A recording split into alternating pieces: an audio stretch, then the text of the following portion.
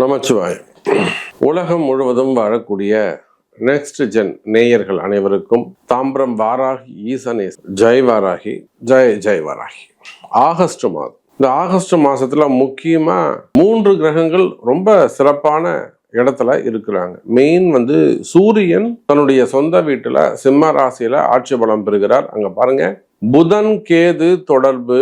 Sir, இந்த புதன் கேது தொடர்பு இருந்ததுனாலே கூட சூரியன் சேரும்போது குறிப்பா ஆடிட்டர்ஸ் அந்த மாதிரியான தொழில் செய்யக்கூடியவர்கள், வக்கீல், அட்வொகேட்ஸ் அந்த பிஸ்னஸ் பண்ணக்கூடியவங்க, மார்க்கெட்டிங் பீப்புள்ஸ் மார்க்கெட்டிங் பண்ணக்கூடியவங்க, ஏஜென்சிஸ் வச்சு நடத்தக்கூடியவங்க, அது பொதுமக்கள் தொடர்பு, அரசியல் நண்பர்கள், அரசியல் தலைவர்கள், அரசியல் செய்யக்கூடியவங்க, அதை சார்ந்து தொழில் செய்யக்கூடியவங்க, அரசியலை நம்பி தொழில் செய்யக்கூடியவங்க, அதே போல ஃபார்மா இண்டஸ்ட்ரி.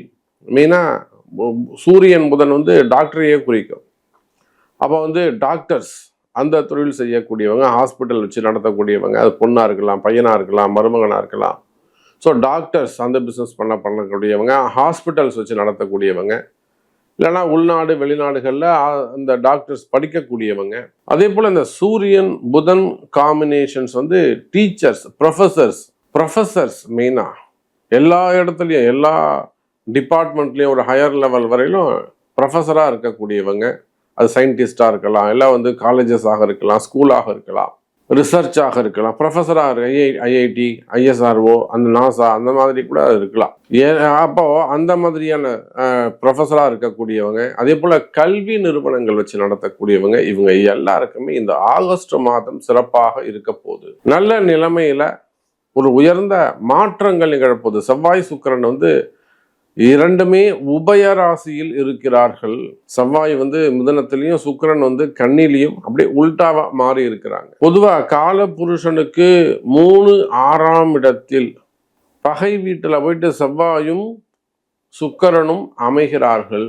இதுவும் நமக்கு ஒரு நல்ல யோகமா அமைய போகுது, பாசிட்டிவா அமைய போகுது. அப்ப இந்த ஆகஸ்ட் மாதம் உலகம் முழுவதும், நீங்கள் வேர்ல்டு வைடு உலகத்தில் எங்கே இருந்தால், மலேசியாவாக இருக்கலாம், சிங்கப்பூராக இருக்கலாம், அல்லது அரப் கண்ட்ரிஸாக, யுஏஇ போன்ற அரப் கண்ட்ரிஸாக இருக்கலாம், எங்கே இருந்தாலும் சரிதான், யுஎஸ், யூகே, எல்லாருக்குமே எப்படி இருக்குன்னு பார்க்கலாம் பாருங்கள். கும்பராசிக்கு ஆகஸ்ட் மாதம் ராசிக்கு 7வது வீட்டில் சூரியன் ஆட்சி பலம். கும்பராசினியர்களே, நிறைய இடமாற்றங்கள் உருவாகுது, கவனமாக இருக்க வேண்டும்.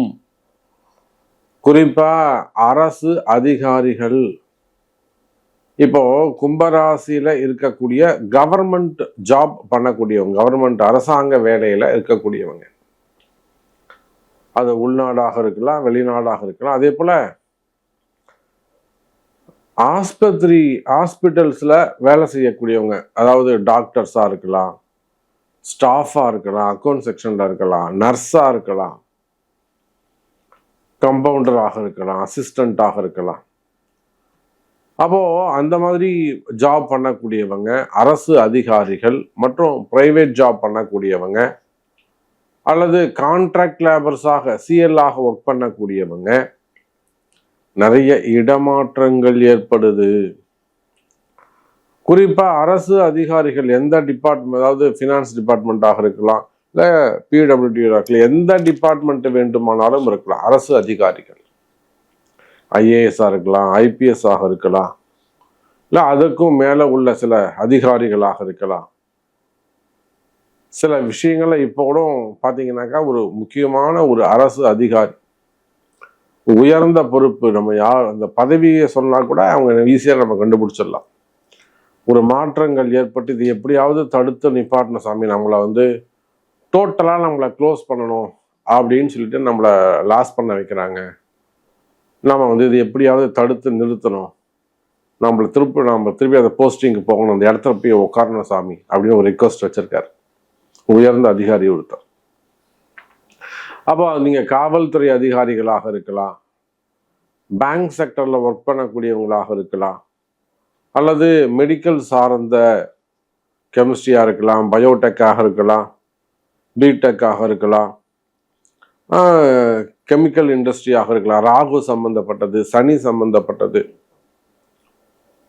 அப்போ வேலை செய்யக்கூடியவங்க, பிஸ்னஸ் பண்ணக்கூடியவங்க கவனமாக இருக்க வேண்டும். வேலை செய்கிற இடத்துல, தொழில் செய்கிற இடத்துல கவனமாக இருக்க வேண்டும்.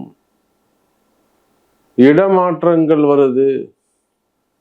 குறிப்பா எதிரிகளுடைய தொந்தரவுகள், கும்பராசி என்பர்களே, மறைமுகமான எதிரிகளுடைய தொந்தரவுகள் அப்படின்லாம், வேலையில ப்ரெஷரு, ஒரு பதட்டத்துல ஒரு தவறு செய்து விடுவது, அப்புறம் அது சம்பந்தப்பட்ட என்கொயரிகள்.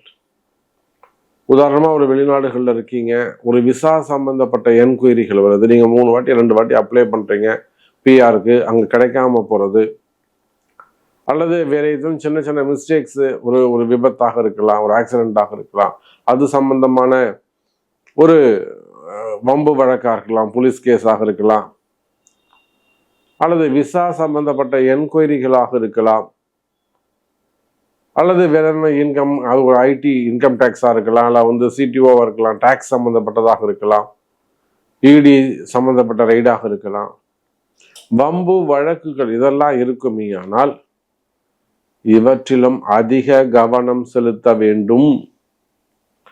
கும்பராசி என்பர்களே, ராசிக்கு 7வது வீட்டில் இருக்கக்கூடிய சூரியன், புதன், கேது. இந்த சூரியன் கேது பகை கிரகங்கள். உங்களுக்கு எதெல்லாம், யாரெல்லாம் ரொம்ப சப்போர்ட்டா இருக்கிறாங்களோ அவங்களாம் கொஞ்சம் டிஸ்டன்ஸை மெயின்டைன் பண்ணுவாங்க. ஒன்றும் பண்ண மாட்டாங்க, வெளியிலே சொல்ல மாட்டாங்க, தானா விலகிடுவாங்க. புரியுதா? தானா வெளியில போயிடுவாங்க, விலகிடுவாங்க. அப்போ உங்களுடைய நெருங்கிய நண்பர்கள், நெருங்கிய உறவுகள், நீங்க நல்லா நம்பக்கூடியவர்கள். நம்ம யாரை நம்புவோம்? ஃபுல்லா நம்ம யாரை ஒப்படைச்சோமோ, ரகசியங்களை எல்லாம் சொல்றோமோ, யார் கூட அதிகமா பழகிறோமோ அவங்களைத்தான் நம்புவோம். உறவு முறைகள், ஒரு கணவன் மனைவியா, அல்லது ஒரு ரிலேஷன்ஷிப்பா, ஒரு ஃப்ரெண்ட்ஸா, நண்பர்களா, அல்லது நம்முடைய பொருட்களை பாதுகாக்கக்கூடியவங்களா, நம்ம தொழிலை எடுத்து செய்யக்கூடியவங்க, நம்ம கிட்ட வேலை செய்யக்கூடியவங்க, நம்மளுடைய முதலாளிமாருங்க, நம்ம குடும்பத்தார்.